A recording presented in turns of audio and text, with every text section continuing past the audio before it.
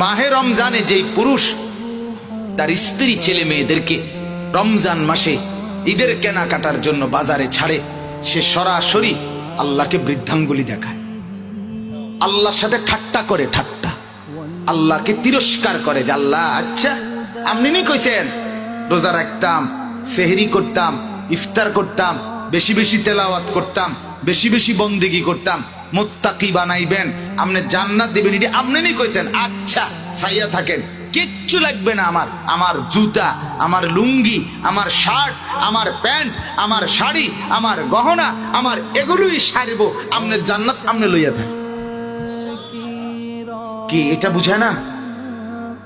এই বেয়াদব নাফরমান এই পুরুষ মহিলা এটা বুঝায় না আল্লাহকে? সে তো এটাই বুঝায় যে আমি আপনার আখেরাত দিয়ে আমি কি করব, আমার ফিন্দার জুতা নাই আমি জান্নাত দিয়ে করব কি, আমার ফ্যান লাগবে আমি জান্নাত কিনবো, নাউজুবিল্লাহ।